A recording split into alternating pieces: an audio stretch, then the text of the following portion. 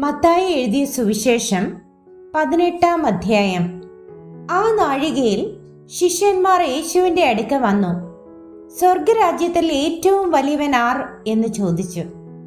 അവൻ ഒരു ശിശുവിനെ അടുക്ക വിളിച്ച് അവരുടെ നടുവിൽ നിർത്തി, നിങ്ങൾ തിരിഞ്ഞ് ശിശുക്കളെ പോലെ ആയി വരുന്നില്ല എങ്കിൽ സ്വർഗരാജ്യത്തിൽ കടക്കയില്ല എന്ന് ഞാൻ സത്യമായിട്ട് നിങ്ങളോട് പറയുന്നു എന്ന് പറഞ്ഞു. ആകയാൽ ഈ ശിശുവിനെ പോലെ തന്നെത്താൻ താഴ്ത്തുന്നവൻ സ്വർഗരാജ്യത്തിൽ ഏറ്റവും വലിയവനാകുന്നു. ഇങ്ങനെയുള്ള ശിശുവിനെ എന്റെ നാമത്തിൽ കൈക്കൊള്ളുന്നവൻ എന്നെ കൈക്കൊള്ളുന്നു. എന്നിൽ വിശ്വസിക്കുന്ന ഈ ചെറിയവരിൽ ഒരുത്തന് ആരെങ്കിലും ഇടർച്ച വരുത്തിയാലോ അവന്റെ കഴുത്തിൽ വലിയൊരു തിരികല്ല് കെട്ടി അവനെ സമുദ്രത്തിന്റെ ആഴത്തിൽ താഴ്ത്തിക്കളയുന്നത് അവന് നന്ന്. ഇടർച്ച ഹേതുവായി ലോകത്തിന് അയ്യോ കഷ്ടം. ഇടർച്ച വരുന്നത് ആവശ്യം തന്നെ, എങ്കിലും ഇടർച്ച വരുത്തുന്ന മനുഷ്യന് അയ്യോ കഷ്ടം. നിന്റെ കയ്യോ കാലോ നിനക്കിടർച്ചയായാൽ അതിനെ വെട്ടി എറിഞ്ഞു കളക. 2 കൈയും 2 കാലും ഉള്ളവനായി നിത്യാഗ്നിയിൽ വീഴുന്നതിനേക്കാൾ അംഗഹീനനായിട്ടോ മുടന്തനായിട്ടോ ജീവനിൽ കടക്കുന്നത് നിനക്ക് നന്ന്. നിന്റെ കണ്ണ് നിനക്കിടർച്ചയായാൽ അതിനെ ചൂന്നെടുത്ത് എറിഞ്ഞു കളക. 2 കണ്ണുള്ളവനായി അഗ്നിനരകത്തിൽ വീഴുന്നതിനേക്കാൾ ഒറ്റ കണ്ണനായി ജീവനിൽ കടക്കുന്നത് നിനക്ക് നന്ന്. ഈ ചെറിയവരിൽ ഒരുത്തനെ തുച്ഛീകരിക്കാതിരിപ്പാൻ സൂക്ഷിച്ചുകൊള്ളുവിൻ. സ്വർഗത്തിൽ അവരുടെ ദൂതന്മാർ സ്വർഗസ്ഥനായ എൻ്റെ പിതാവിൻ്റെ മുഖം എപ്പോഴും കാണുന്നു എന്ന് ഞാൻ നിങ്ങളോട് പറയുന്നു.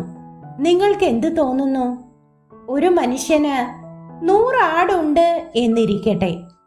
അവയിൽ ഒന്ന് തെറ്റി ഉഴന്നു പോയാൽ 99നെയും വിട്ടേച്ച് തെറ്റിപ്പോയതിനെ മലകളിൽ ചെന്ന് തിരയുന്നില്ലയോ? അതിനെ കണ്ടെത്തിയാൽ തെറ്റിപ്പോകാത്ത 99ലും അധികം അതിനെക്കുറിച്ച് സന്തോഷിക്കും എന്ന് ഞാൻ സത്യമായിട്ട് നിങ്ങളോട് പറയുന്നു. അങ്ങനെ തന്നെ ഈ ചെറിയവരിൽ ഒരുത്തൻ നശിച്ചു പോകുന്നത് സ്വർഗസ്ഥനായ നിങ്ങളുടെ പിതാവിന് ഇഷ്ടമല്ല. നിന്റെ സഹോദരൻ നിന്നോട് പിഴച്ചാൽ നീ ചെന്ന് നീയും അവനും മാത്രമുള്ളപ്പോൾ കുറ്റം അവന് ബോധം വരുത്തുക. അവൻ നിന്റെ വാക്ക് കേട്ടാൽ നീ സഹോദരനെ നേടി.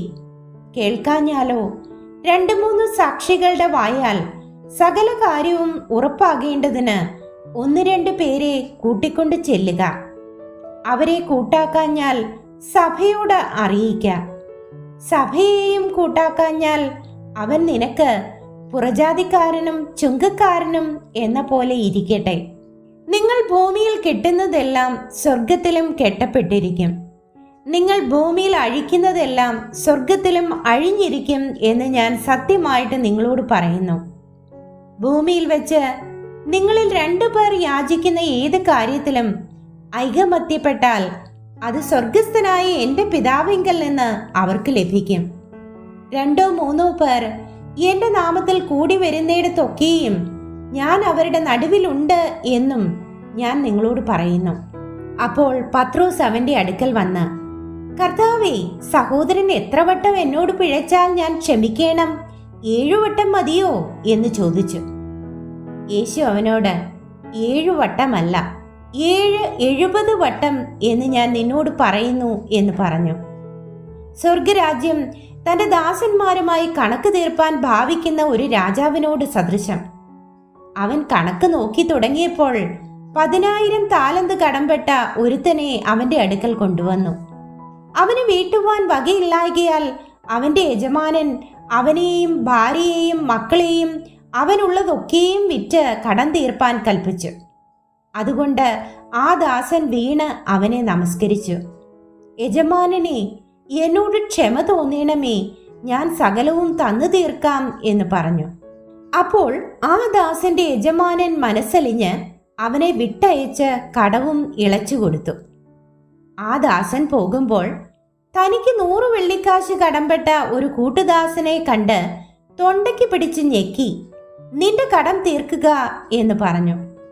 അവന്റെ കൂട്ടുദാസൻ, എന്നോട് ക്ഷമ തോന്നണമേ, ഞാൻ തന്നു തീർക്കാം എന്ന് അവനോട് അപേക്ഷിച്ചു. എന്നാൽ അവൻ മനസ്സില്ലാതെ ഉടനെ ചെന്ന് കടം വീട്ടുവോളം അവനെ തടവിലാക്കിച്ചു. ഈ സംഭവിച്ചത് അവന്റെ കൂട്ടുദാസന്മാർ കണ്ടിട്ട് വളരെ ദുഃഖിച്ചു. ചെന്ന് സംഭവിച്ചതൊക്കെയും യജമാനനെ ബോധിപ്പിച്ചു. യജമാനൻ അവനെ വിളിച്ചു. ദുഷ്ടദാസനെ, നീ എന്നോട് അപേക്ഷിക്കയാൽ ഞാൻ ആ കടമൊക്കെയും ഇളച്ചു തന്നുവല്ലോ. എനിക്ക് നിന്നോട് കരുണ തോന്നിയതുപോലെ നിനക്കും കൂട്ടുദാസനോട് കരുണ തോന്നേണ്ടതല്ലയോ എന്ന് പറഞ്ഞു. അങ്ങനെ യജമാനൻ കോപിച്ച് അവൻ കടമൊക്കെയും തീർക്കുവോളം അവനെ ദണ്ഡിപ്പിക്കുന്നവരുടെ കയ്യിൽ ഏൽപ്പിച്ചു. നിങ്ങൾ ഓരോരുത്തൻ സഹോദരനോട് ഹൃദയപൂർവ്വം ക്ഷമിക്കാഞ്ഞാൽ സ്വർഗസ്ഥനായ എൻ്റെ പിതാവ് അങ്ങനെ തന്നെ നിങ്ങളോടും ചെയ്യും.